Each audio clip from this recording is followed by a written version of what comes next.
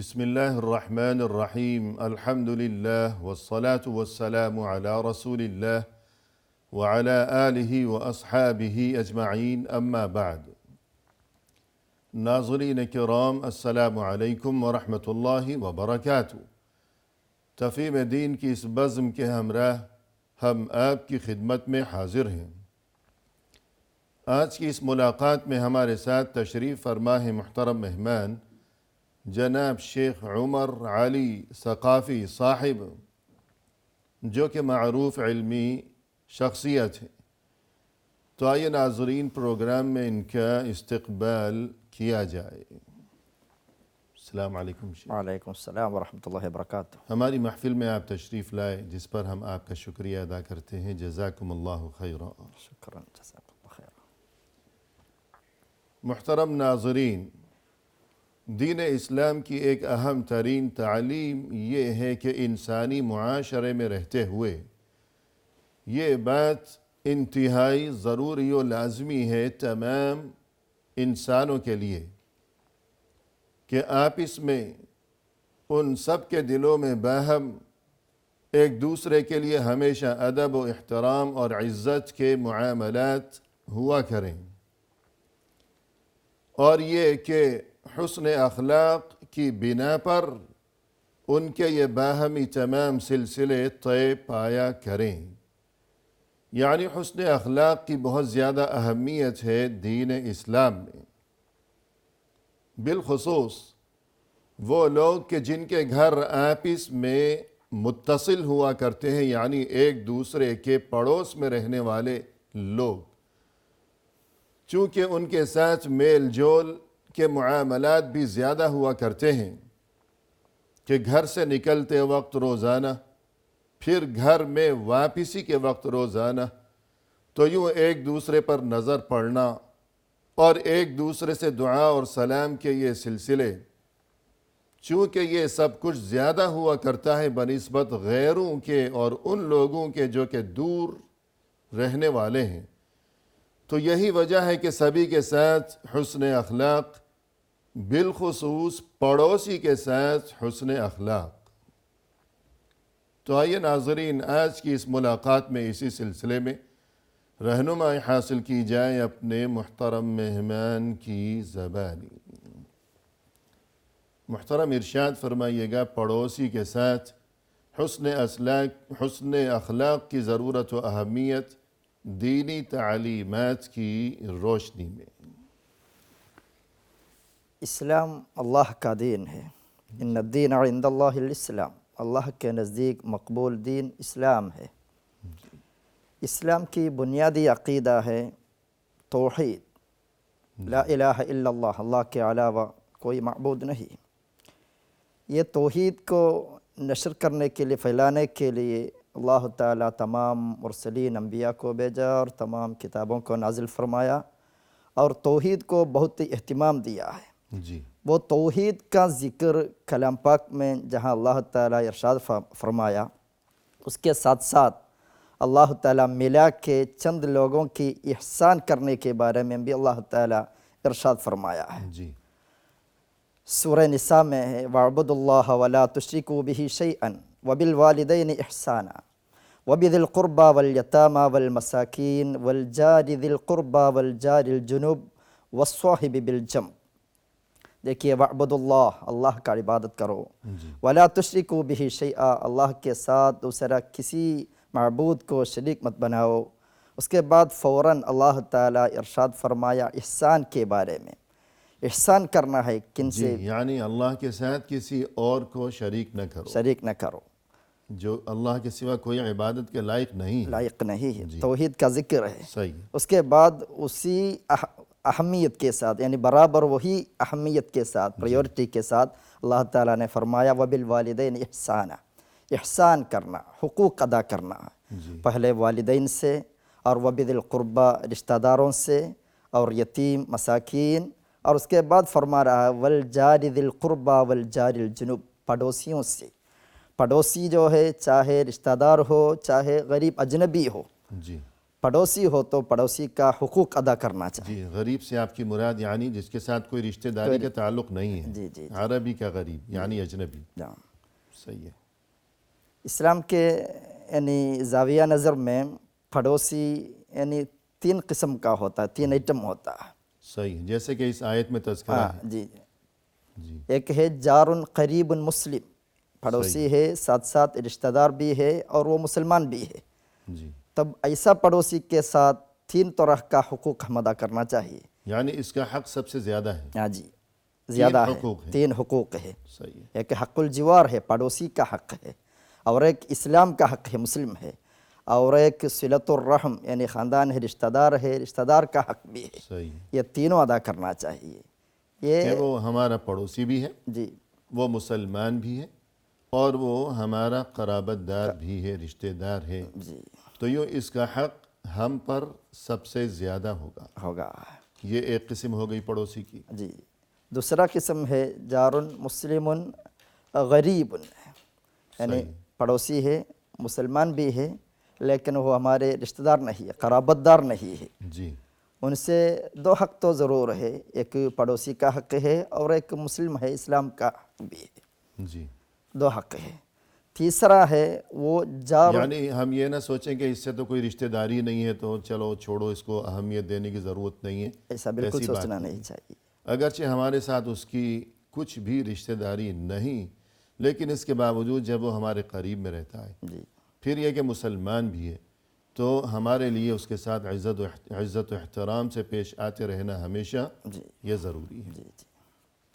تیسرا قسم ہے جار کافر، وہ پڑوسی ہے لیکن وہ مسلمان نہیں، وہ ہمارے قرابت دار بھی نہیں، رشتہ دار بھی نہیں، لیکن گھر کے متصل ہے اس کا گھر. صحیح. ایسا پڑوسی سے بھی ہم احترام کرنا اور حقوق ادا کرنا، اس لیے کہ وہ پڑوسی ہے. صحیح. اصل میں وہ مسلمان نہیں، لا الہ الا اللہ محمد الرسول اللہ عقیدہ رکھنے والا نہیں، لیکن حقوق الجار ادا کرنا چاہیے. اکرم جارک ولو کان کافرا. جی، یعنی وہ مسلمان بھی نہیں ہے اور ہمارے ساتھ اس کی کوئی رشتہ داری کا تعلق بھی نہیں ہے، لیکن چونکہ وہ ہمارا پڑوسی ہے، اگرچہ غیر مسلم ہی ہے، لیکن اس پڑوس کی وجہ سے ہمارے لیے اس کے ساتھ عزت سے پیش آنا ضروری ہے. بلکہ اس معاملے کو مزید اہمیت اس وجہ سے بھی دی جانی چاہیے کہ اگر ہم اس کے ساتھ بد اخلاقی کا اور بد سلوکی کا معاملہ کریں گے تو شاید وہ ہماری اس بد اخلاقی کی وجہ سے ہمارے دین برحق یعنی دین اسلام سے شاید وہ متنفر ہوگا. صحیح بات ہے. جبکہ اس کے برعکس اگر ہم اس کے ساتھ حسن اخلاق سے پیش آئیں گے تو شاید اس کا نتیجہ یہ ہوگا کہ اس کے دل میں دین اسلام کی طرف رغبت کا یہ چیز سبب اور وسیلہ اور ذریعہ شاید بن جائے کہ یہ میرا پڑوسی ہے، یہ میرے ساتھ اس قدر اچھا سلوک کرتا ہے، میری ضروریات کا خیال رکھتا ہے اور میری عزت کرتا ہے اور یہ مسلمان ہے، تو شاید اس کے دین میں ایسی ہی تعلیمات ہیں عمدہ اور پاکیزہ قسم. جی جی جی جی. تو یوں اس کے ساتھ حسن سلوک جو ہے اس کی اہمیت اپنی جگہ بہت زیادہ ہے، اگرچہ نہ وہ مسلمان ہے اور نہ ہی وہ ہمارا رشتہ دار ہے. نہیں، ہمارے زندگی سے وہ اسلام سیکھے گا. جی بالکل. جو عملی جی جی. یعنی یہ جو دعوت ہے ایک تو زبان سے ہوتی ہے، ایک اپنے عمل اور اخلاق و کردار سے ہوا کرتی ہے. جی جی جی. جو اخلاق و کردار اور عمل کے ذریعے جو دعوت ہے اس کا اثر زیادہ ہوا کرتا ہے، دیکھنے والے اس سے زیادہ متاثر ہوا کرتے. اور تاریخ گواہ ہے کہ دنیا میں جو اسلامی فتوحات کے جو بہت بڑے وسیع سلسلے ماضی میں رہے ہیں، دین اسلام کی نشر و اشاعت، یہ زیادہ تر دنیا کے اکثر و بیشتر علاقوں میں اس کا جو چیز سبب بنی وہ یہ کہ جو مسلم تاجر تھے ان کی امانت و دیانت، اور یہ کہ اپنی تجارت اور کاروبار کے دوران جو ان کا حسن سلوک تھا اپنے گاہکوں کے ساتھ، دوسرے تاجروں کے ساتھ، تو یہ چیز جو ہے یعنی مسلم تاجروں کا حسن سلوک، ان کا اخلاق اور ان کی امانت و دیانت، تو یوں ان کا یہ جو عمل اور طریقہ تھا یہ بہت بڑا سبب بنا دوسری اقوام کے متاثر ہونے کا اور پھر مسلمان ہو جانے کا۔ تو اسی طرح ہم دیکھتے ہیں کہ یہاں اس آیت میں جو آپ نے تلاوت فرمائی، اس میں والصاحب بالجنب کیا جو لفظ استعمال کیا گیا ہے، تو بقول اہل علم اس میں یہ چیز بھی شامل ہے کہ والصاحب بالجنب یعنی وہ انسان جو ہمارے ساتھ موجود ہے اگرچہ تھوڑی دیر کے لیے ہو، جی جی جی کہ مثلا بس میں ساتھ بیٹھا ہوا ہے، ٹرین میں ساتھ بیٹھا ہوا ہے، ویٹنگ روم میں ساتھ بیٹھا ہوا ہے، ایئرپورٹ پر ہے، ہوائی جہاز میں ہے، آفس میں ہے، آفس میں ہے۔ آفس میں تو پھر بھی یہ ہے کہ ہمیں معلوم ہے کہ یہ کون ہے، اس کا نام کیا ہے، جی جی جی اس کا مذہب کیا ہے، لیکن ہوائی جہاز میں تھوڑی دیر کے لیے ہے، یہ کسی دفتر میں ہم گئے تھوڑی دیر کے لیے، کہ ہمارا اپنا آفس نہیں ہے جہاں ہم روز جاتے ہیں، کوئی دوسرا آفس ہے، ہم مثلا کوئی بل پے کرنے کے لیے گئے، جی جی تو ہمیں نہیں معلوم کہ یہ کہاں رہتا ہے، کس ملک سے اس کا تعلق ہے، اس کی زبان کیا ہے، اس کا مذہب کیا ہے، اس کی تعلیمی قابلیت کیا ہے، اس کا معیار کیا ہے، لیکن اس کے باوجود ہمارے لیے یہی حکم اور یہی تعلیم ہے کہ جب تک وہ ہمارے ساتھ کھڑا ہوا ہے یا بیٹھا ہوا ہے تو ہم اس کے ساتھ عزت سے پیش آئیں، اسے تکلیف نہ پہنچائیں، اس کے ساتھ بدتمیزی اور بد اخلاقی کا مظاہرہ نہ کریں۔ اصل میں یہ آیت میں احسان کا لفظ استعمال کیا ہے، جی وبالوالدین احسانا وبذی القربى والیتامى۔ احسان ایک وسیع کلمت، یعنی اس کا معنی بہت وسیع ہے، جی بالکل، یعنی حقوق ادا کرنا اور ان کو ڈسٹرب نہ کرنا، اور جو بھلائی کا جتنا آئٹم ہے وہ کسی بھی سب شکل میں ہو، کسی بھی شکل میں ہو۔ یہ عام لفظ ہے احسان۔ پھر اس چیز کو یعنی والدین کے ساتھ، رشتہ داروں کے ساتھ، یتیموں مسکینوں کے ساتھ، اور پھر پڑوسی کے ساتھ احسان، حسن سلوک، اس چیز کو قرآن کریم میں اللہ سبحانہ وتعالی کی طرف سے اللہ کی عبادت کے حکم کے ساتھ ملا کر بیان کیا۔ یعنی اللہ کی عبادت یعنی حقوق اللہ، کہ اللہ کی رضا اور خوشنودی اگر مقصود ہے تو اس کے لیے صرف اللہ کی عبادت کافی نہیں ہے، بلکہ اللہ کی عبادت کے ساتھ ساتھ مزید یہ کہ اللہ کے بندوں کے ساتھ حسن سلوک بھی ضروری ہے۔ یہ ایک بہت اہم حدیث ہے، ہم چاہیں گے کہ آپ اس کے بارے میں گفتگو فرمائیں کہ اتق المحارم تکن اعبد الناس، پھر آخر تک رسول اللہ صلی اللہ علیہ وسلم نے اس حدیث مبارک میں کچھ اہم ترین نصیحتیں فرمائی ہیں۔ جی جی، یعنی یہ پڑوسیوں کا حقوق پر ابھارنے والا اور جوش دلانے والے بہت ساری حدیث ہے۔ جی وہ حدیث میں سے کہ اہم حدیث سے امام احمد رحمۃ اللہ علیہ، امام ترمذی نے سب روایت کیے ہیں، عن ابی ہریرہ رضی اللہ عنہ انہ قال قال رسول اللہ صلی اللہ علیہ وسلم۔ ابو ہریرہ رضی اللہ عنہ سے مروی ہے، رسول اللہ صلی اللہ علیہ وسلم نے ایک دن ہمیں پوچھا ہے، جی من یأخذ من امتی خمس خصال فیعمل بہن او یعلمہن من یعمل بہن، میرے امت میں سے کون تیار ہے یعنی مجھ سے 5 چیزیں ارشادات قبول کرنے کے لیے جس کے مطابق وہ عمل کریں گے اور عمل کرنے والوں کو وہ سکھائیں گے، کون تیار ہے؟ جی ابو ہریرہ رضی اللہ عنہ نے فرماتا ہے، قلت فوراً میں نے جواب دیا، انا یا رسول اللہ، میں تیار ہوں۔ فاخذ بیدی، تب رسول اللہ صلی اللہ علیہ وسلم میرے ہاتھ پکڑ کے، ثم قال، رسول اللہ صلی اللہ علیہ وسلم نے فرمانے لگا، فسٹ اتق المحارم تکن اعبد الناس۔ اتق المحارم، محرمات، منہیات، اسلام میں منع کیا ہوا جو باتیں ہیں حرام کا، حرام کا، اس سے دور رہو، پرہیزگار رہو۔ صحیح، تکن اعبد الناس، تب تو لوگوں میں سے سب سے بڑا عابد ہو جائے گا۔ سبحان اللہ۔ تب یعنی لوگ یہ سمجھتے ہیں کہ بہت زیادہ نماز روزہ نوافل کا اہتمام، صدقہ و خیرات، لیکن وہ گناہوں کو نہیں چھوڑتے۔ جی جی حالانکہ جو نیک کام ہیں ان کی اپنی جگہ اہمیت ہے، لیکن ساتھ ساتھ آدمی اللہ کی نافرمانی کرتا جائے جی جی جی تو یہ کوئی معقول بات نہیں ہے۔ تو اس سلسلے میں وقفے کے بعد آپ سے مزید استفادہ کریں گے۔ ناظرین فی الحال لیتے ہیں مختصر سا وقفہ، ہمارے ساتھ ہی رہیے گا۔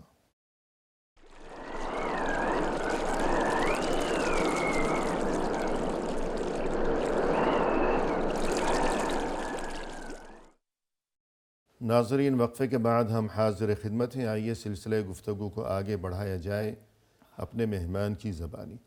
شیخ، وقفے سے قبل گفتگو یہ چل رہی تھی کہ دین اسلام کی ایک اہم ترین تعلیم کے سبھی کے ساتھ حسن سلوک اور بالخصوص پڑوسیوں کے ساتھ حسن سلوک اور حسن اخلاق۔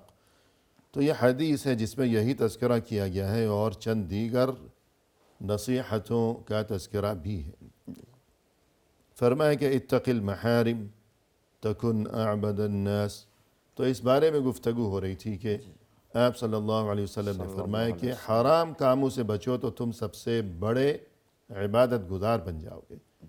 یعنی اللہ کی بہت زیادہ عبادت، نوافل، صدقہ و خیرات، لیکن ساتھ ساتھ انسان گناہ بھی کرتا چلا جائے اور اسے احساس ہی نہ ہو، تو یہ کوئی اچھی بات نہیں ہے۔ جو نفل عبادات ہیں ان کی اتنی اہمیت نہیں ہے جتنی اہمیت اس بات کی ہے کہ آدمی گناہ سے بچا کرے، حرام چیزوں سے بچا کرے۔ یہ پہلی چیز ہو گئی۔ اس کے بعد اس حدیث میں اصل میں تقوی کا معنی ہی وہی ہے نا، بالکل امتثال اوامر اللہ واجتناب نواہی۔ جی مراد وہ ادا کرنا چاہیے، ساتھ ساتھ واجتناب المنہیات بھی ہے، صحیح یعنی حرام کو بالکل چھوڑنا بھی چاہیے، تب آدمی متقی ہو جائے گا۔ جی اسی لیے رسول اللہ صلی اللہ علیہ وسلم نے فرمایا اتق المحارم تکن اعبد الناس، حرام چھوڑو تب لوگوں میں سے سب سے بڑا عبادت والا ہو جائے گا۔ جی دوسری بات یہ ہے ورض بما قسم اللہ لک تکن اغنی الناس۔ جی ورض بما قسم اللہ لک، اللہ تعالیٰ آپ کے لیے جو مقدر کر دیا ہے، تقسیم کر دیا ہے، اس پہ راضی ہو جاؤ۔ سبحان اللہ۔ تکن اغنی الناس، تب لوگوں سے سب سے بڑا مالدار یا بے نیاز بن جائے گا تو۔ جی یعنی مطلب ہمیشہ اللہ کی مقدرات پر، اللہ کی تقسیم پر راضی مطمئن ہونا چاہیے۔ جی یہ بہت بڑی بات ہے۔ وَارْضَ بِمَا قَسَمَ اللَّهُ لَكَ تَكُنْ وہ أَغْنَى ہے النَّاسِ۔ حقیقی غنا۔ جی لیس الغنا غنى المال ولكن الغنا غنى النفس۔ صحیح حقیقی مالداری پیسہ کی زیادتی نہیں ہے، بلکہ جو اللہ تعالی ہمارے لیے تقسیم کر دیا، مقدر کر دیا ہے، اس پہ ہم راضی ہونا چاہیے، جی اس پہ شکریہ ادا کرنا چاہیے۔ قناعت اور صبر و شکر جی کو اپنا شیوا و شعار بنائے۔ جی اور اس کے بعد وَأَحْسِنْ إِلَىٰ وَأَحْسِنْ جَارِكَ۔ إِلَىٰ جَارِكَ تَكُنْ مُؤْمِنًا، یہ بہت اہم چیز ہے۔ وَأَحْسِنْ إِلَىٰ جَارِكَ، پڑوسیوں کی طرف احسان کرو، عزت و احترام کرو، حقوق ادا کرو۔ تکن مسلمن، ادھر دیکھیے، تب تو حقیقی مؤمن بن جائے گا۔ جی تب ایمان کو، مؤمن ہونے کو رسول اللہ صلی اللہ علیہ وسلم نے معلق فرمایا ہے پڑوسیوں کی طرح احسان کرنے کے ساتھ۔ جی پڑوسیوں کی طرح احسان کرو تب تو حقیقی مومن ہو جائے گا۔ مطلب یہ ہے کہ اگر پڑوسیوں کو احسان کرنے والا نہیں تو وہ مکمل مومن نہیں ہے، حقیقی مومن نہیں ہے۔ یعنی پڑوسیوں کے ساتھ حسن سلوک گویا ایمان کی علامت ہے۔ علامت ہے۔ جی تب اسلام کی جو تسامح ہے، ٹولرنس کا ایک اہم دلیل ہے یہ اصل میں۔ جی رواداری، برداشت۔ وَأَحْسِنْ إِلَىٰ جَارِكَ، ادھر پڑوسی صرف اتنا ہے، مسلمان ہے یا غیر مسلم ہے، رشتہ دار ہے یا غیر ہے، کچھ بھی کوئی نہیں، شرط نہیں ہے۔ ایسا کوئی شرط نہیں ہے۔ پڑوسی ہو تو جو بھی ہو وہ اس کی طرف احسان کرنا چاہیے، وہ حقیقی ایمان کا علامت ہے۔ اور چوتھی بات یہ ہے وَأَحِبَّ لِلنَّاسِ مَا تُحِبُّ لِنَفْسِكَ تَكُنْ مُسْلِمًا، یہ بھی اسی طرح اسلام کی ٹولرنس اور گشادگی، یعنی تسامح، اردو میں کیا کہا جائے، ٹولرنس، جی برداشت، رواداری۔ اس کا ایک اہم نشان ہے۔ وَأَحِبَّ لِلنَّاسِ، لوگوں کے لیے تو محبت کر، ما تحب لنفسک، آپ کے لیے جو محبت کرتے ہیں، پسند کرتے ہیں، وہی لوگوں کے لیے بھی پسند کرو۔ جی جو چیز ہم خود اپنے لیے پسند کرتے ہیں وہی چیز دوسروں کے لیے بھی پسند کیا جائے۔ ہم کو مال ہونا یا علم ہونا، عزت ہونا، ترقی، اور یہ کہ راحت و اطمینان کی زندگی، اور دنیوی تسہیلات، سہولتیں جو ہے سب اپنے لیے ہر لوگ پسند کرتے ہیں، وہ دوسروں کو ملنے میں ہم حسد رکھنا نہیں چاہیے، بلکہ ہم اس پہ محبت یعنی پسند کرنا چاہیے۔ ادھر بھی دیکھیے وَأَحْسِنْ لِلنَّاسِ ہے، وَأَحِبَّ لِلنَّاسِ مَا تُحِبُّ لِنَفْسِكَ، الناس لفظ عام ہے، اس میں مسلمان، غیر مسلمان اور ہمارے ملک والا سب شامل ہیں۔ تکن مسلمن، تب حقیقی مسلم بن جائے گا۔ ادھر بھی مسلمان ہونے کو معلق کر دیا ہے یہ بات سے۔ صحیح۔ اور وَلَا تُكْثِرِ الضَّحْكَ فَإِنَّ الضَّحْكَ تُمِيتُ الْقَلْبَ، ضحک یعنی زیادہ مت ہنسو۔ ہنسنا تو جائز ہے، ممکن ہے، لیکن وہ حد کے اندر حد کے اندر ہونا چاہیے، حد سے تجاوز مت کرو۔ فإن کثرت الضحک تمیت القلب، اس لیے کہ زیادہ آدمی ہمیشہ ہنسنا وہ اپنے دل کا یعنی مردہ بنائے گا، مرائے گا، یعنی دل کی زندگی کو ختم کیا جائے۔ جی، فإن کثرت الضحک تمیت القلب، اس لیے کہ زیادہ ہنسنے کی وجہ سے انسان کا دل مردہ ہو جاتا ہے۔ مردہ ہو جائے گا۔ جو ہمیشہ ہنستا ہی چلا جائے تو اس کا دل بے حس اور مردہ ہو جاتا ہے، اور ظاہر ہے کہ یہ کوئی اچھی بات نہیں ہے۔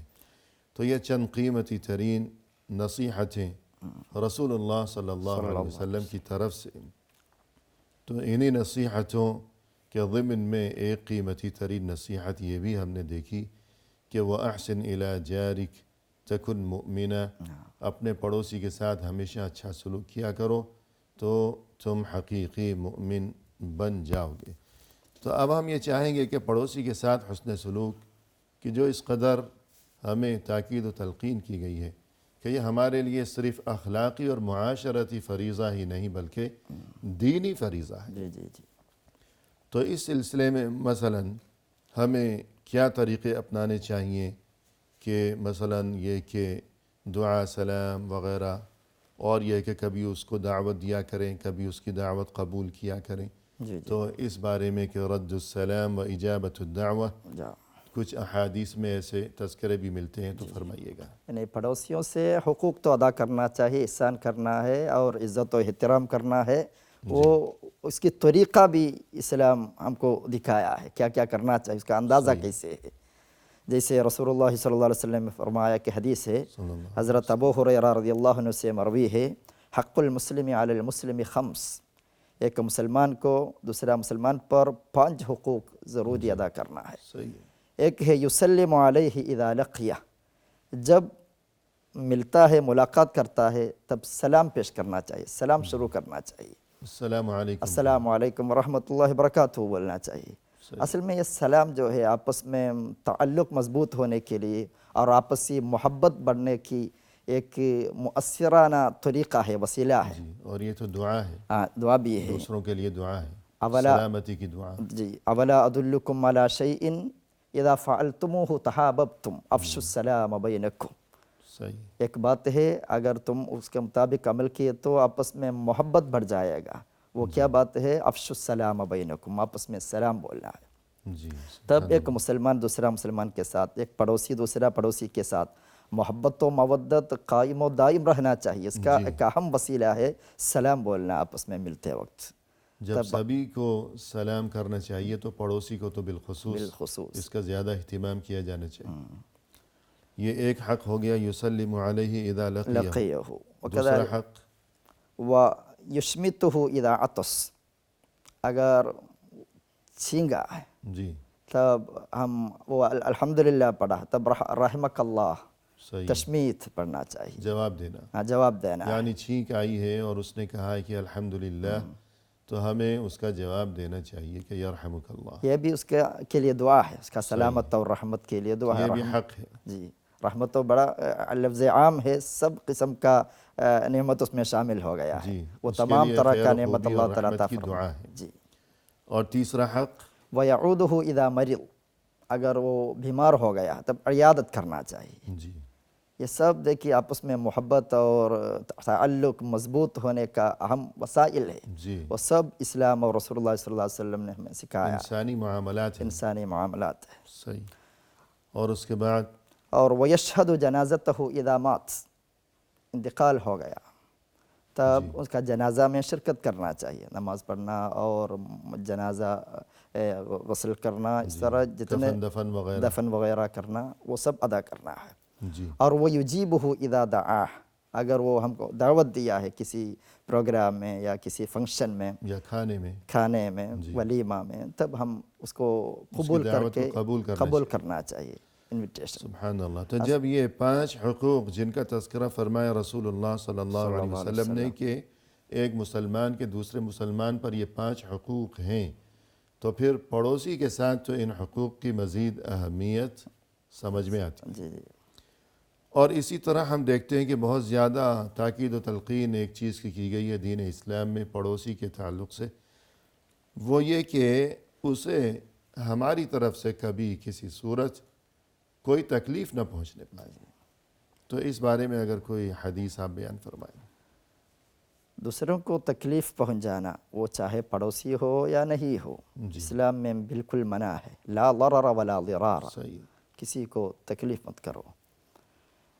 اور حدیث شریف بہت احادیث ہے. عن ابی ہریرہ رضی اللہ عنہ قال قال رجل یا رسول اللہ ان فلانة تقوم اللیل وتصوم النہار وتفعل وتصدق وتؤذی جیرانها بلسانها. ایک صحابی ایک آدمی رسول اللہ صلی اللہ علیہ وسلم کے بارگاہ میں آ کے وہ بولنے لگا، اے حبیب، ایک عورت ہے ہمارے، ایک فلانت، وہ رات میں ماشاءاللہ بہت نماز پڑھتی ہے اور دن میں وہ روزہ رکھتی ہے اور بہت اعمال صالحہ کرتی ہے اور بہت فی سبیل اللہ پیسہ خرچہ کرتی ہے، لیکن وتؤذی جیرانہا بلسانہا، اپنے پڑوسیوں کو اپنے زبان سے تکلیف پہنچاتی ہے. جی. ایسا ایک فلانت ہے، ایک عورت ہے. تو فقال رسول اللہ صلی اللہ علیہ وسلم، رسول اللہ صلی اللہ علیہ وسلم نے جواب فرمایا، لا خیر فیہا ہی من اہل النار. اتنا اعمال صالحہ کرنے کے باوجود، نماز تہجد نماز پڑھتے ہیں اور صدقہ دیتے ہیں، بہت اعمال صالحہ کرتی ہے، لیکن اس کے باوجود لا خیر فیہا، وہ عورت میں کوئی خیر نہیں. ہی من اہل النار، بے شک وہ جہنمیات میں سے، اہل النار میں سے. لا حول ولا قوة. جہنمی. جہنمی ہے. تب دیکھیے پڑوسیوں کو تکلیف پہنچانا باقی تمام اعمال صالحہ کو باطل کرنے والا، بیکار کرتا ہے. جبکہ پھر کسی موقع پر ایک دوسری عورت کے بارے میں کوئی تذکرہ کیا گیا. کیا تذکرہ ہوا؟ یعنی لوگوں نے کہا کہ ایک عورت ہے جو فرائض کا تو اہتمام کرتی ہے کہ فرض نماز، فرض روزہ، فرض زکوٰۃ، لیکن نوافل کا بہت زیادہ اہتمام نہیں کرتی، کہ نفلی صدقہ خیرات یا نماز روزہ وغیرہ یہ کوئی خاص زیادہ نہیں ہے. لیکن یہ کہ اس کے پڑوسی اس کے حسن سلوک اور اس کی جو گفتگو ہے اس سے بہت زیادہ خوش ہیں، مطمئن ہیں. تب آپ صلی اللہ علیہ وسلم نے فرمایا کہ ہی من اہل الجنہ، کہ یہ جنتی ہے. حالانکہ نفل عبادت کا اتنا اہتمام نہیں ہے، فرائض کا اہتمام ہے، نفل کا اتنا اہتمام نہیں، لیکن اخلاق اچھا ہے، گفتگو اچھی ہے، انداز اچھا ہے، اور کسی کا وہ دل نہیں دکھاتی اپنی زبان سے، اپنی باتوں سے. تو یوں فرمایا کہ وہ جنتی ہے، اگرچہ نفل عبادات اس کی اتنی زیادہ نہیں. جبکہ وہ پہلی عورت اپنی تمام تر عبادات کے باوجود اپنی زبان اور بد اخلاقی کی وجہ سے اس کے بارے میں فرمایا کہ وہ جہنمی ہے. یعنی حقوق اللہ اور حقوق العباد، دو حقوق ہیں. اسی طرح ایک بار آپ صلی اللہ علیہ وسلم نے 3 بار قسم کھا کر فرمایا کہ واللہ لا یؤمن، واللہ لا یؤمن، واللہ لا یؤمن. 3 بار اللہ کی قسم وہ مؤمن نہیں ہے، اللہ کی قسم وہ مؤمن نہیں ہے، اللہ کی قسم وہ مؤمن نہیں ہے. لوگوں نے عرض کیا کہ اللہ کے رسول وہ کون ہے؟ تو آپ صلی اللہ علیہ وسلم نے کیا ارشاد فرمایا؟ رسول اللہ صلی اللہ علیہ وسلم نے ارشاد فرمایا، الجار لا یأمن جارہ بوائقہ. جی. ایسی پڑوسی جس کا قریب والے پڑوسی جو ہے اس کا شر سے بے خوفی میں نہیں ہے، صحیح، مطمئن، مأمون نہ ہو، مأمون نہ ہو، ایسا آدمی جو ہے وہ لا یؤمن لا یؤمن لا یؤمن 3 بار یعنی زور دے کے رسول اللہ صلی اللہ علیہ وسلم لا یأمن جارہ بوائقہ، یعنی ایسا شخص کہ جس کے شر سے اس کے پڑوسی محفوظ و مأمون نہ ہو، تو یہ مومن نہیں ہے. ناظرین فی الحال لیتے ہیں ایک مختصر سا وقفہ، ہمارے ساتھ ہی رہیے گا.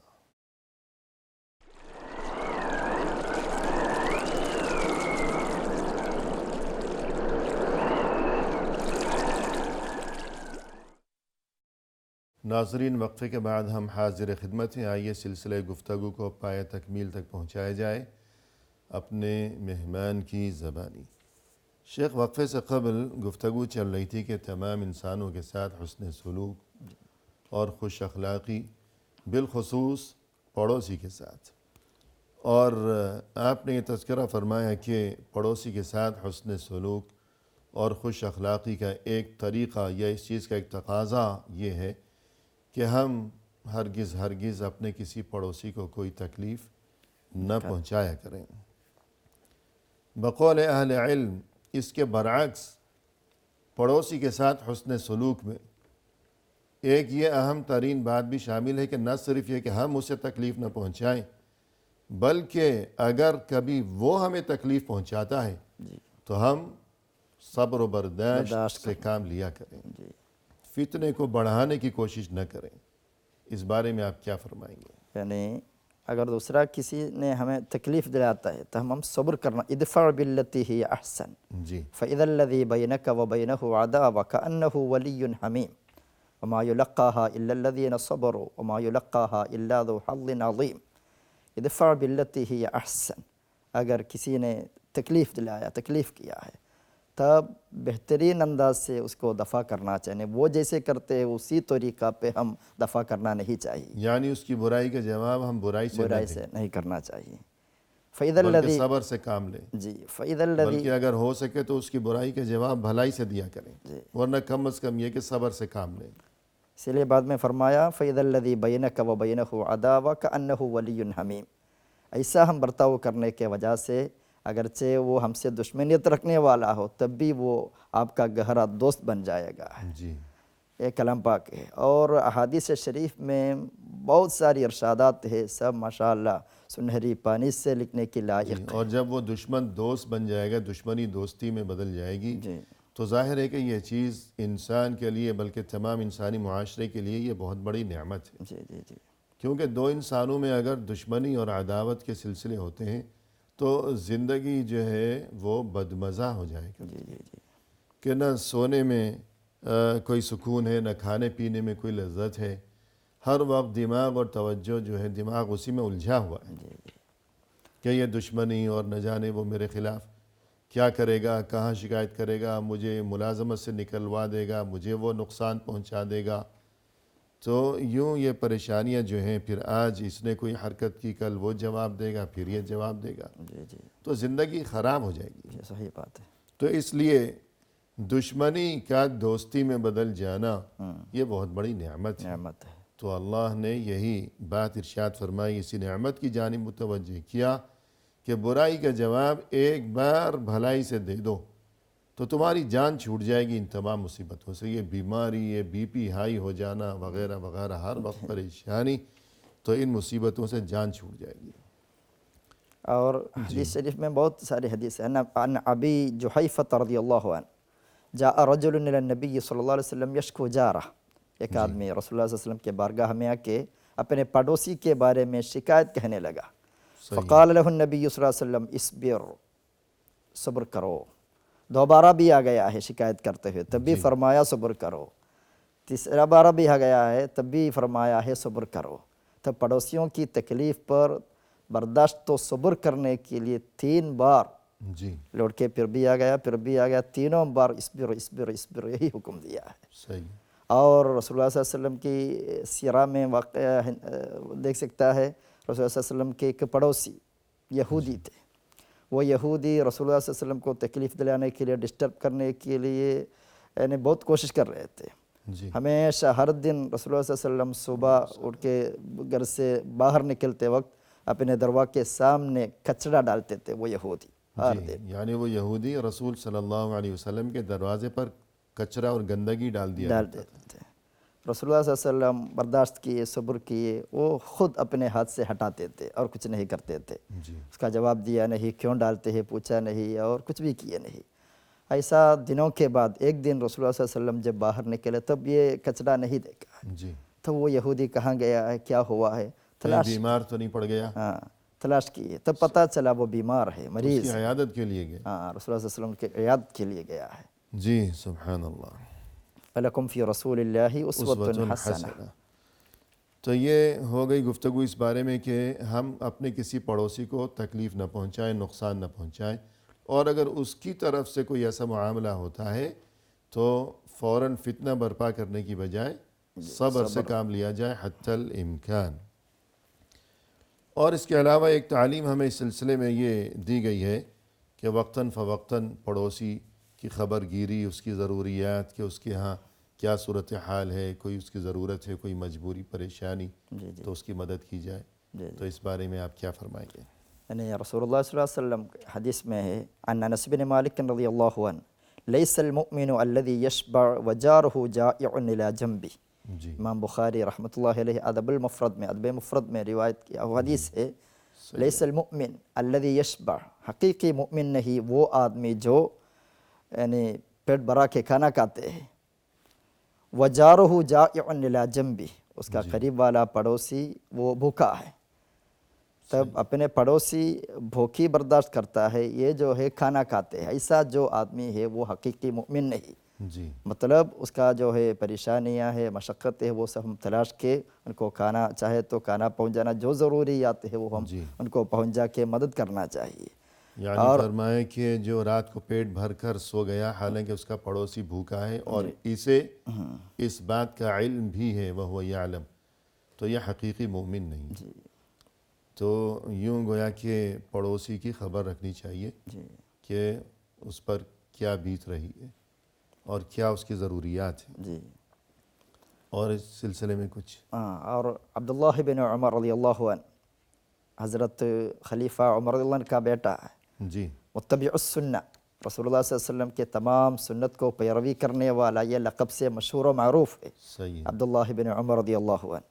ان کے واقعہ میں ہم کو دیکھ سکتا ہے، کان لہ جار یہودی، ان کا ایک پڑوسی یہودی تھا، جی لیکن فکان اذا ذبح الشاة، اگر بکری کو ذبح کیا، کھانا پکایا، گوشت وغیرہ، تب یقول، اپنے خادمین کو بلا کے عبداللہ رضی اللہ عنہ فرماتے تھے، احملوا الی جارنا الیہودی منہا، جی یہ گوشت سے ہمارے پڑوسی جو یہودی ہے ان کو بھی ایک حصہ پہنچا دو۔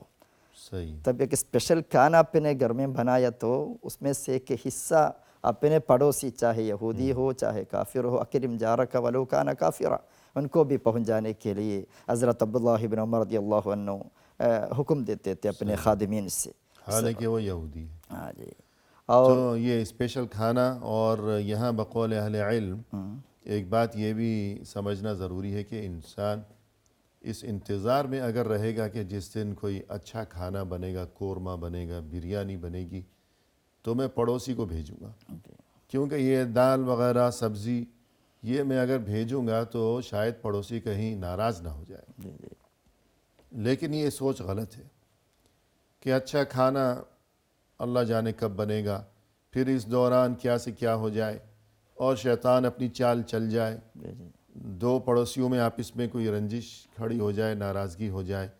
تو اچھے کھانے کے پکنے کا انتظار کرنے کی بجائے ہمیں یہ تعلیم دی گئی ہے کہ جیسا بھی ہو، جو بھی گھر میں میسر ہو، تو انسان کو وقتاً فوقتاً اپنے پڑوسی کو بھیجتے رہنا چاہیے، اور پڑوسی کو بھی یہ حکم دیا گیا ہے کہ اسے جو کچھ بھیجا گیا ہے اگرچہ وہ معمولی ہی کیوں نہ ہو، وہ اسے معمولی اور حقیر نہ سمجھے، بلکہ اس چیز کو دیکھنے کی بجائے اس کے جذبے کو دیکھے کہ جس جذبے کی بنا پر اس نے ہمیں یہ کھانا یا یہ ہدیہ بھیجا ہے۔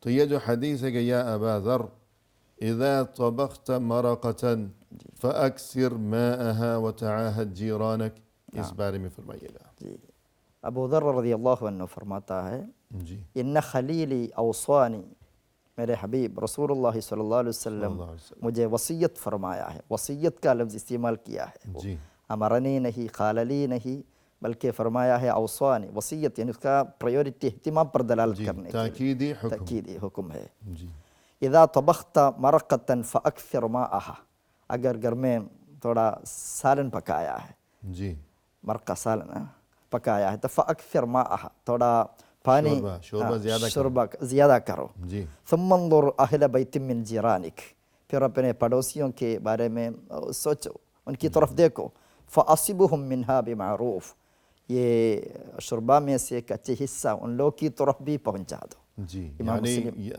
اگر یہ حکم ہوتا ہے کہ گوشت دیا کرو اور اس طرح جو اصل کھانا ہے یا قیمتی یا عمدہ، تو مشکل ہو جاتی۔ رسول صلی اللہ علیہ وسلم نے یہ حکم دیا کہ شوربہ ہی دے دیا کرو، تو اس میں ہمارے لیے ایک تو سہولت ہے یسر کہ دین اسلام جو ہے یہ یسر اور سہولت اور آسانی کا دین ہے، اور دوسرا یہ کہ اگر پکا ہی شوربہ ہے بس اندر بوٹی ووٹی نہیں ہے، خالی شوربہ پکایا، جی جی تب بھی پہنچ جائے. تب بھی انسان اس انتظار میں نہ رہا کرے کہ جس دن اچھا کھانا پکے گا تب میں پڑوسی کو بھیجوں گا، کیونکہ وقت گزر جائے گا، اور یہ کہ وقت گزرنے کے ساتھ ساتھ شیطان جو کہ انسان کا ازلی دشمن ہے وہ اپنی چال چل جائے گا. تو شیطان کا راستہ روکنے کے لیے ہمیں اچھے کھانے کا انتظار کیے بغیر اور بیٹھے رہنے کی بجائے جو بھی میسر ہے شوربہ ہی کیوں نہ ہو جی جی جی وہ پڑوسی کو وقتاً فوقتاً کوئی اس قسم کی چیزیں بطور ہدیہ بھیجتے رہنا چاہیے. اور جس کو بھیجا گیا ہے کیا اسے ناراض ہونا چاہیے کہ یہ کیا بھیج دیا، ہاں جی جی یا اس کی سوچ کیسی ہونی چاہیے؟ یا نساء المسلمات لا تحقرن جارة لجارتها ولو فرسن شاة. اس بارے میں فرمائیے گا. جی یہ حدیث بھی ابو ذر رضی اللہ عنہ سے مروی ہے. جی یا نساء المسلمات، اے مسلم عورتیں. اصل میں مسلم عورتوں کو خطاب کر کے رسول اللہ صلی اللہ علیہ وسلم یہ حدیث ارشاد فرمایا. وجہ یہ ہے کہ اس طرح کا خلق اکثر عورتوں سے ہوتا ہے. ایک وجہ تو یہ ہے کہ کھانے پینے کے کھانا پکانا یہ مردوں کا کام تو ہے، ہاں وہ بھی ہے. عورتوں کا کام ہوتا ہے. اور دوسرا یہ کہ عورتوں میں اکثر کچھ آپس میں یوں معاملات ناراضگی کے زیادہ ہوا کرتے ہیں، اس لیے یعنی سب برابر نہیں ہیں. جی یعنی کچھ مرد ایسے ہیں، کچھ ویسے ہیں، عورتیں بھی کچھ ایسی ہیں ویسی ہیں، عام طور پر لیکن اکثر جو ہے کہ عورتوں میں یہ سلسلے رنجشوں کے کچھ زیادہ ہوتے ہیں. تو اس لیے بطور خاص عورتوں کو خطاب کر کے فرمایا لا تحقرن جارۃ لجارتها. ایک پڑوسی دوسری اپنی پڑوسی کو تحقیر توہین مت کرو. جی ولو فرسن شات، اگرچہ کہ بکری کا خالی بکری کا کھر پاؤں جو ہے پاؤں وہ بھیجا ہو، وہ اصل میں حقیر اور معمولی چیز ہے، اس کو بھی ہم اہتمام دینا اور قیمت سمجھنا. یہ ہم یہ نہ دیکھیں کہ اس نے کیا بھیجا ہے، ہم یہ دیکھیں کہ اس کا جذبہ کتنا عظیم ہے. جی جی چیز وہ اگرچہ معمولی ہو، ادنا ہو، لیکن جذبہ بہت قیمتی ہے کہ اس نے ہمارا خیال کیا، ہمارا لحاظ کیا، ہمیں یاد رکھا اور ہمیں اس قابل سمجھا کہ ہمیں وہ کوئی چیز بھیجے، کوئی ہدیہ بھیجے. تو یہ جذبہ قابل قدر ہے. اس چیز کو ہم نہ دیکھیں کہ اس نے کیا بھیجا ہے. اسی طرح آخر میں ایک بات یہ کہ پڑوسی کو وقتاً فوقتاً انسان کو چاہیے کہ اگر اس میں کوئی عیب، کوئی خرابی اخلاقی یا دینی کوئی نظر آئے تو پیار محبت سے اسے نصیحت کی جائے، اور جس کو نصیحت کی گئی ہے اسے چاہیے کہ وہ کھلے دل کے ساتھ اسے قبول کرے، ناراض ہونے کی بجائے نصیحت کو قبول کرے.